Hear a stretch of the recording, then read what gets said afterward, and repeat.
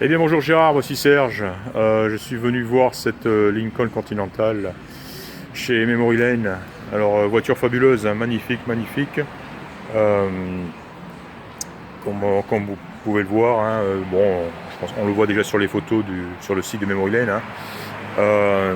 C'est évident que quelqu'un à un moment donné a fait une restauration sur cette voiture et cette personne a dû dépenser probablement deux fois le prix que Memory Lane en demande aujourd'hui. C'est tellement, tellement beau, tellement magnifique, tellement neuf.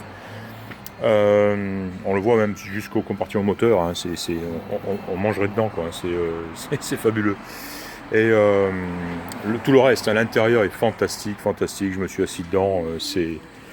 C'est magnifique. Il faut la voir. Feu allumé, hein, les compteurs allumés de nuit, c'est le rêve. Hein, j'ai jamais rien vu d'aussi beau, d'aussi classe, je dirais. Bref, enfin tout ça c'est pour le bon côté de la chose. Oui, tous les chromes, hein, aussi, bien sûr, c'est important sur cette voiture-là, sont absolument magnifiques, magnifiques. Les seuls défauts concernant les chromes que j'ai notés, c'est sur les mots Continental à l'avant, qui sont normalement dorés, hein, plaqués or, je dirais, et on voit que le plaquage a sauté, on voit juste les extrémités ici dorées, mais tout le reste est devenu, voilà, le doré a disparu, hein, voilà, des deux côtés. Bien, en ce qui concerne les problèmes voilà, qui vous intéressent, hein, problèmes de climatisation, chauffage, ventilation et essuie-glace. Alors, confirmation, bien sûr, hein, tout ceci ne fonctionne pas. Hein, j'ai confirmation que les essuie-glaces ne fonctionnent pas. Ils sont aussi, comment dire, c'est aussi un système type vacuum. Hein. D'ailleurs, moteur en route, quand on agit sur les essuie-glaces, on les voit décoller un tout petit peu, hein, de 2-3 cm et ils s'arrêtent là. Donc, toute évidence aussi, donc d'une part, on le sait, il ne fonctionne pas, et d'autre part, un autre système de vacuum, d'aspiration, hein, peut-être même lié au premier, donc au système de chauffage, climatisation, des embuages, etc. Donc voilà. Je vais vous montrer à l'intérieur les commandes en question. Elles sont l'une à côté de l'autre. Voilà. Je suis dans la voiture. Bah tiens, si je trouve les clés, je vais vous montrer à quoi ça ressemble avec les feux allumés.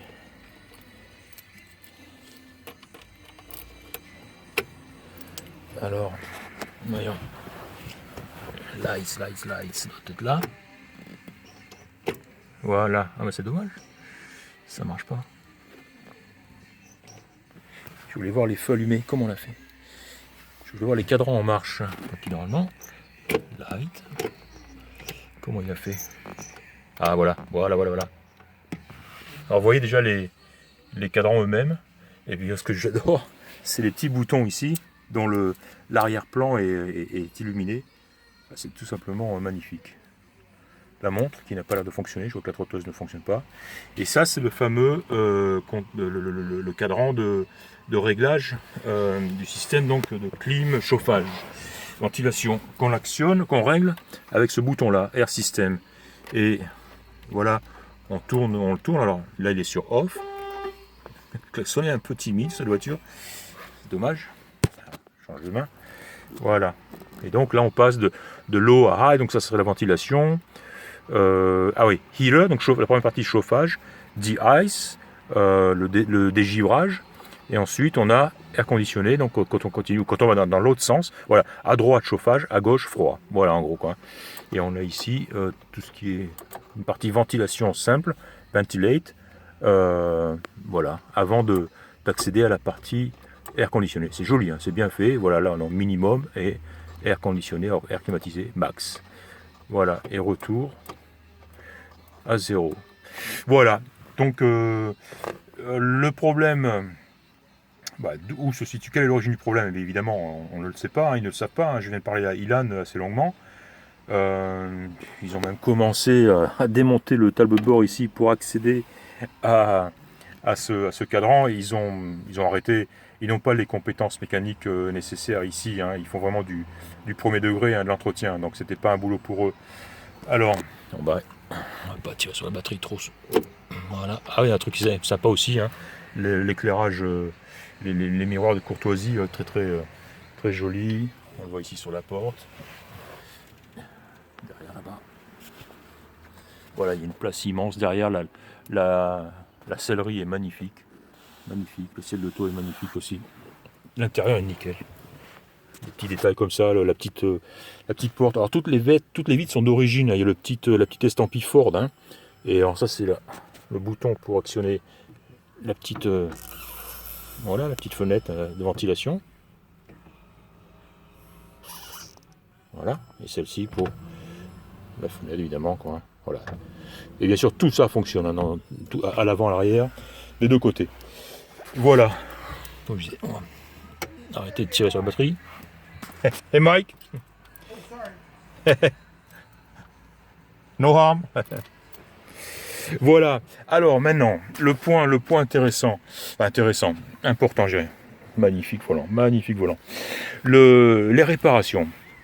Alors évidemment, Ilan m'a dit qu'il avait 2 contacts sur Portland. L'un d'eux étant celui que je vous ai mentionné, un Major Murray, ici à Portland. Il en a un second. Les deux sont des gens qui viennent lui rendre visite régulièrement. Ils vont venir dans les prochains jours et il va leur parler de la voiture, il va leur montrer la voiture. Ils ne vont pas intervenir, hein, sur la voiture ici, il faudra qu'ils la prennent chez eux. Dans un premier temps, ce qu'ils voudraient savoir, c'est leurs impressions, leurs opinions. Savoir aussi si l'un ou l'autre serait intéressé pour tacler ce genre de problème, de travail, et éventuellement les solutions qu'il y aurait à apporter. Alors voilà, on en saura plus dans les prochains jours. Je vous tiendrai au courant. La voiture, on l'a mise en marche, elle est vraiment tout au fond du magasin, donc impossible d'aller en faire un tour évidemment, mais ça je pourrais le faire dans tous les cas en début de semaine prochaine sans aucun problème.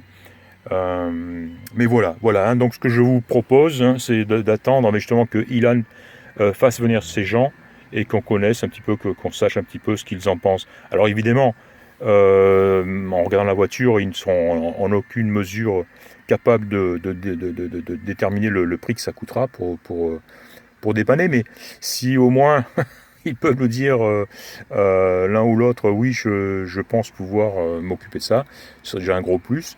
Et ensuite, ensuite on verra pour le prix, quoi, hein. Voilà, le prix, hein, donc 33 500 dans l'état, effectivement. Et puis voilà pour l'instant. Voilà, Gérard. Je pense que pour l'instant, on en est là. Et puis, on se recontactera je vous recontacterai quand j'en saurai un peu plus. Voilà. À bientôt, Gérard. Au revoir.